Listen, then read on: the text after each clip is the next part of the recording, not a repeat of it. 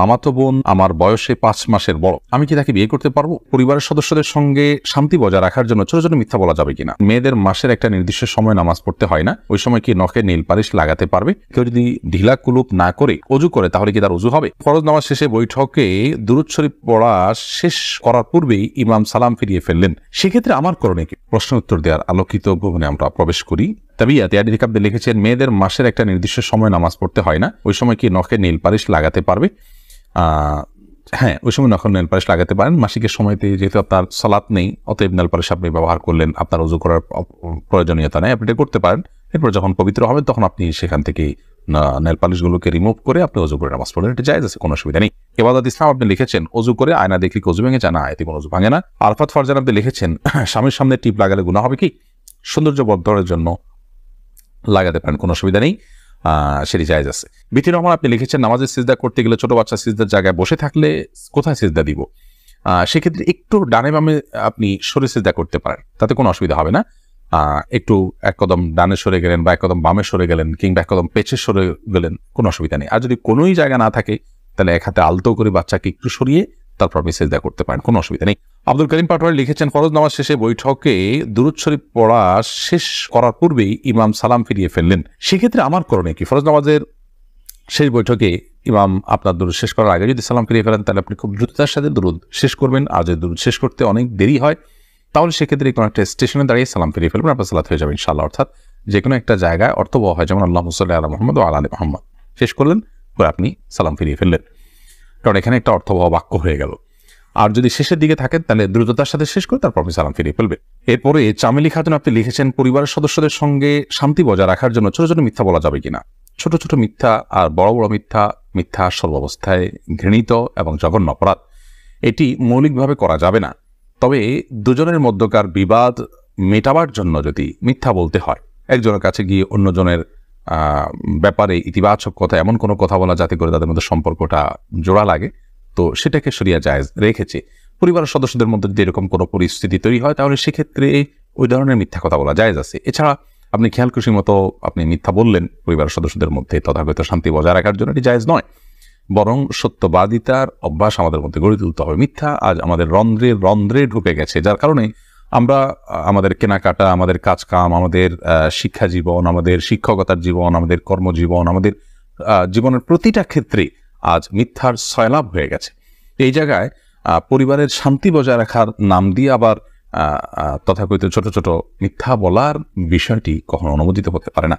আফসানা শারমিন রোশনি আপনি লিখেছেন, আমার ছেলে 5 দিনের হায়াত নিয়ে দুনিয়াতে এসেছিল, আমার সন্তানকে আমার জন্য সুপারিশ করবে আল্লাহর কাছে? বলুন, আপনার সন্তান আল্লাহর কাছে ইনশাআল্লাহ বিদিন আপনার জান্নাতের পথকে সুগম করবে কিয়ামতের ময়দানে, এবং এ ধরনের সন্তান বাবা মার জন্য জান্নাতে অপেক্ষা করবে, এরকম বর্ণনা পাওয়া যায়। যদি আপনি সবর করতে পারেন, আল্লাহ তাআলা আপনাকে সবর করার তৌফিক দান করুন এবং বিনিময় দান করুন। মোহাম্মদ মুনতাসির মাহমুদ আপনি লিখেছেন, নামাজে যদি নিজের অনিচ্ছা সত্ত্বেও কোনো দুশ্চিন্তা চলে আসে তাহলে কি নামাজের কোনো ক্ষতি হবে? নামাজের মধ্যে নিজের অনিচ্ছা সত্ত্বেও যদি দুশ্চিন্তা আসে তাহলে সেক্ষেত্রে এই দুশ্চিন্তা ফলশ্রুতিতে একজন মানুষ গুনাহগার হবেন না, বিশেষ করে যদি একান্তই অনিচ্ছায় আসে। কিন্তু সেটাকে যদি কন্টিনিউ করতে থাকেন তিনি, অর্থাৎ ভাবতেই থাকেন, ধরুন দুনিয়ার কোনো বিষয় মনে পড়লো আপনার জন্য যেটা দুশ্চিন্তার, এরপর ওইটা নিয়ে আপনি নামাজের মধ্যে ভাবতেই থাকলেন, তাহলে সেটা অবশ্যই আপনার জন্য গুনাহের বিষয় হবে এবং নামাজের আপনার যে প্রাণ সেটাকে নষ্ট করবে। হঠাৎ কোনো দুশ্চিন্তা হলো এবং মুহূর্তের মধ্যে সেটাকে আপনি ভুলে গিয়ে সালাতে মনোযোগী হয়ে গেলেন, তাতে কোনো অসুবিধা নেই, এটা ইচ্ছার বাইরে হয়েছে। আর আখিরাত নিয়ে, আল্লাহর ভয়, কবরের আযাব, এই জাতীয় বিষয় নিয়ে যদি আপনার দুশ্চিন্তা হয় সেটা তো খুব প্রশংসনীয় বিষয়, কারণ সেটা আপনার সালাতকে আরো বেশি আপনার আল্লাহর কাছে গ্রহণযোগ্য করবে ইনশাআল্লাহ। শারমিন আক্তার আপনি লিখেছেন, আমি একজনের কাছ থেকে কিছু টাকা ধার নিয়েছিলাম, তার সাথে আমার যোগাযোগ নেই, যোগাযোগ কোনোভাবেই আর করা সম্ভব নয়, এখন আমি কি করতে পারি? আপনি যদি তার সাথে যোগাযোগের কোনো সুযোগ না থাকে এবং যোগাযোগের কোনো সম্ভাবনা না থাকে তাহলে সেক্ষেত্রে ওই টাকাটা কোনো গরিব দুঃখীকে দান করে দিবেন তার তরফ থেকে, অর্থাৎ তার তরফ থেকেই ডোনেশন করে দিলেন, দান করে দিলেন, সবটা তার আমল নামায় যুক্ত হলেন, মাধ্যমে ইনশাআল্লাহ আপনি দায়মুক্ত হওয়ার চেষ্টা করতে পারেন। হাবিব রাজ আপনি লিখেছেন, আমার মামাতো বোন আমার বয়সে 5 মাসের বড়, আমি কি তাকে বিয়ে করতে পারবো?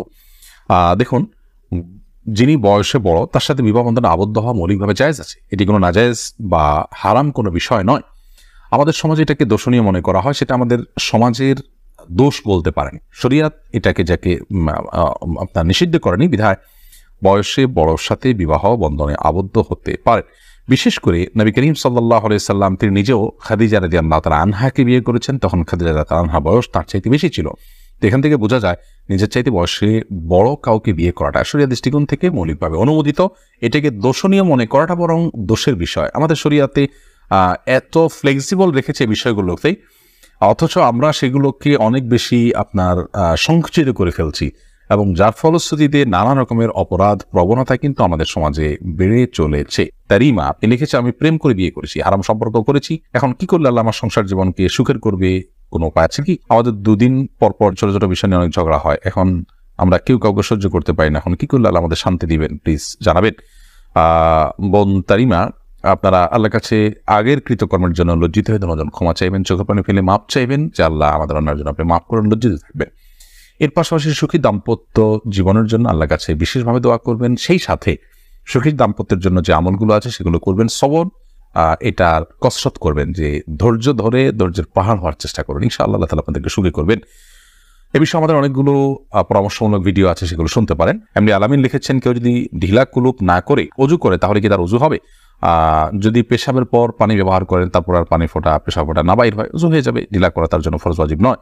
আর যদি আশঙ্কা থাকে তাহলে সেক্ষেত্রে আশঙ্কা দূর করা পর্যন্ত তিনি অপেক্ষা করা বা যেভাবে হোক এটা করা উচিত। তবে ঢিলা কুলুপ না করে পানি ব্যবহার করলেও পবিত্র হয়ে যাবে, অজু করলে নামাজ হয়ে যাবে। আরফাত ফারজান আপনি লিখেছেন, আমি নামাজ পড়ার সময় আমার ছোট বাচ্চা নামাজের সামনে হাঁটাহাঁটি করে, এতে ওর বা আমার কোনো গুনাহ হবে না, এতে গুনাহ হবে না। মাহিদুল ইসলাম সুবর্ণ আপনি লিখেছেন, একটি মেয়ের গর্ভের সন্তানের 3 মাস হওয়ার আগেই গর্ভের বাচ্চা নষ্ট করে ফেলে, তাহলে কি সে গুনাহগার হবে? গর্ভের বাচ্চা নষ্ট করা সর্বাবস্থায় অপরাধের কথা, কিন্তু যদি সন্তানের মধ্যে হার্টবিট বা প্রাণ সঞ্চারিত হওয়ার আগেই আপনার কোনো এমন ওজরের ভিত্তিতে সেটি নষ্ট করা হয় যে ওজরটি শরিয়া গ্রাহ্য, যেমন তার ফলশ্রুতিতে মার শরীর বা জীবনের মধ্যে হুমকি আছে, বা বড় কোনো বিপদ হতে পারে, বা বড় কোনো সমস্যা আছে, এরকম কোনো ওজরের ভিত্তিতে যদি এটা করে, তাহলে সেটা ক্ষেত্র বিশেষে ওজরের উপর নির্ভর করে সেটা জায়েজ হতে পারে। আর এমনিতে মনে চাইলো আর সন্তান নষ্ট করে ফেললো সামান্য ঠনক অজুহাতের ভিত্তিতে, এটি জায়েজ হবে না, এর ফলশ্রুতিতে মানুষ গুনাহগার হবে। জোস মাসুম মামুন এআইডি থেকে আপনি লিখেছেন, আমার ভাতিজা আমাকে ছোট আব্বু বলে ডাকে, এতে কোনো সমস্যা হবে কিনা? দেখুন, আপনার ভাতিজা যদি আপনাকে ছোট আব্বু বলে ডাকে তাহলে সেক্ষেত্রে মৌলিকভাবে কোনো অসুবিধা নেই, কারণ আমাদের দেশে অনেক এলাকাতে চাচাকে ছোট বাবা বলা হয়। ছোট বাবা বলা হয় এটা রূপক অর্থে, তাকে সত্যিকারের পিতা মনে করে বাবা বলা হয় না। মানে আম্মুর রাজুল ইসম ওয়াবি, একজন কারোর চাচা তার বাবার মতোই অনেকটা শ্রদ্ধার জায়গা থেকে এবং অন্য অনেক দিক থেকে, সেই জায়গা থেকে তাকে ছোট আব্বু বলার যে প্রচলন আছে, এই প্রচলনটা আপনার রূপক অর্থে বলা হয়, সেই অর্থেই প্রচলনটা আছে, যার কারণে এটাতে আপনার বাপ নয় তাকে বাপ ডাকার যে অপরাধ, সে অপরাধ বা সে গুনাহ এখানে হবে না, কারণ ওই উদ্দেশ্যে কেউ বলেও না এবং বাবা হিসাবে গণ্য